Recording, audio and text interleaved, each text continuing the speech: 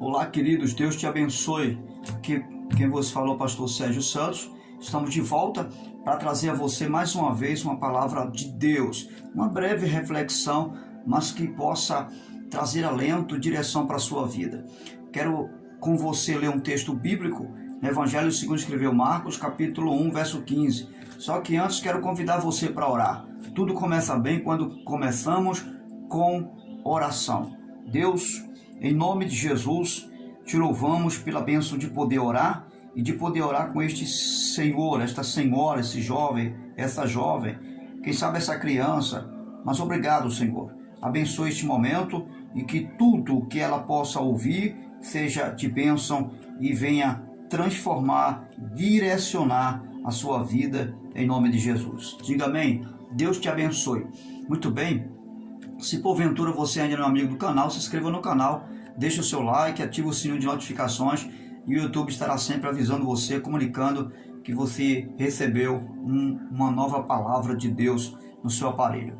Marcos, capítulo 1, versículo 15. Disse Jesus: o tempo é chegado, dizia ele, o reino de Deus está próximo, arrependam-se e creiam nas boas novas.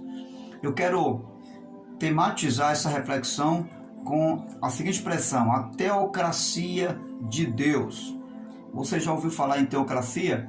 É uma palavra que não é muito mencionada nos dias de hoje, mas no Antigo Testamento era o estilo de governo que havia entre Deus e o seu povo, ou seja, é o governo de Deus.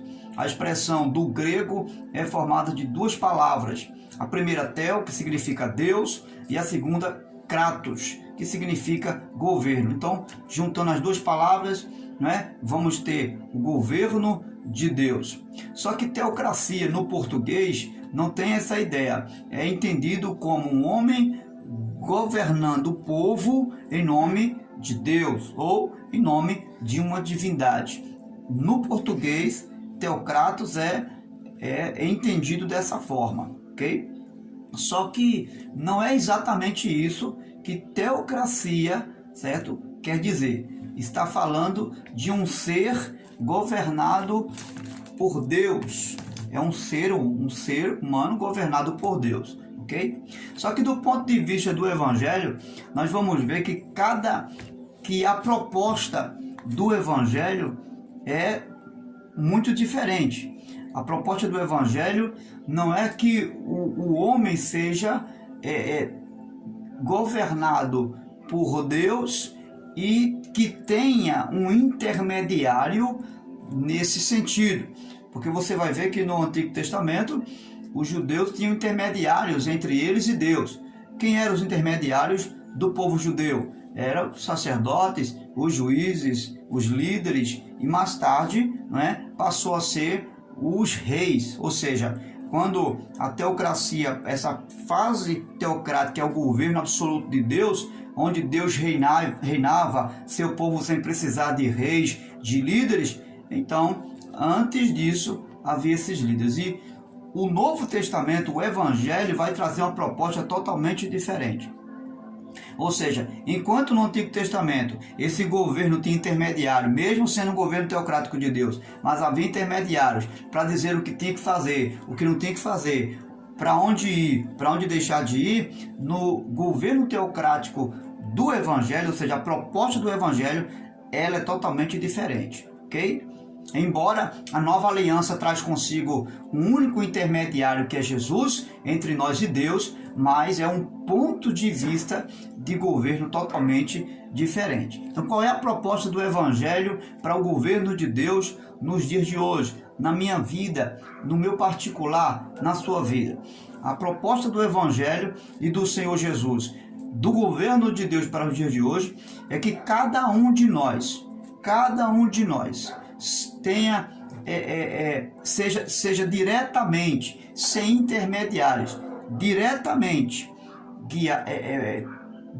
possa ter um relacionamento com Deus, ou seja, sem a necessidade de que o homem, de que nenhum líder ou nenhum governo humano tenha a necessidade, obrigatoriamente, de conduzir a nossa vida, de dizer o que eu tenho que fazer ou o que eu tenho que deixar de fazer. Então, nesse sentido, a proposta do Evangelho é que eu e você tenhamos um relacionamento direto, pessoal, com o nosso Deus. Essa é a proposta do Evangelho, que cada um de nós possamos buscar na palavra, no Evangelho, porque a proposta não é do homem, não é da igreja, a proposta é do Evangelho do Senhor Jesus. É que cada um de nós busquemos no Evangelho. Quando eu falo do Evangelho, eu estou falando do Senhor Jesus. Eu estou falando da revelação de uma nova aliança, ou melhor, da manifestação de uma nova aliança. Então eu estou falando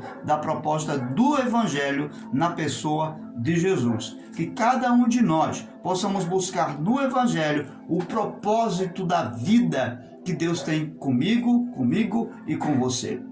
Então, desde que Jesus realizou a sua obra no Calvário, nós passamos a ser responsáveis.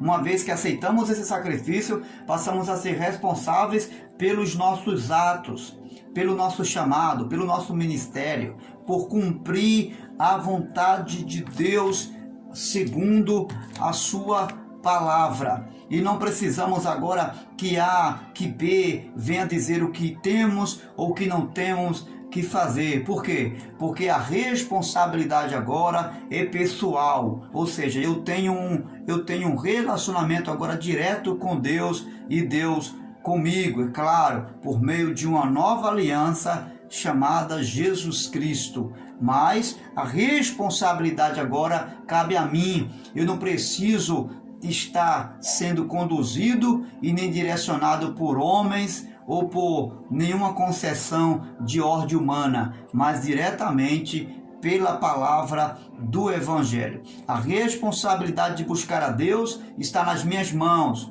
Então o que é que eu tenho que fazer, eu e você? Procurar saber qual é a vontade do Rei, qual é a vontade de Deus para a minha vida e viver dentro dessa realidade uma nova teocracia de Deus, ou seja, o governo de Deus sobre mim e sobre você. Quando você percebe e descobre, à luz do Evangelho, a vontade de Deus, o que Deus tem para você, você descobre o propósito de Deus, agora cabe a mim, cabe a você viver esse governo direto, esse governo específico, esse governo sem arrudeio, sem contratempo, entre Deus e a minha pessoa, entre Deus e a sua pessoa. E eu convido você a viver o governo de Deus, a viver a teocracia de Deus sem intermediários, além da pessoa bendita do Senhor Jesus Cristo. Grande abraço e que Deus te abençoe em nome de Jesus. Viva o governo de Deus com você.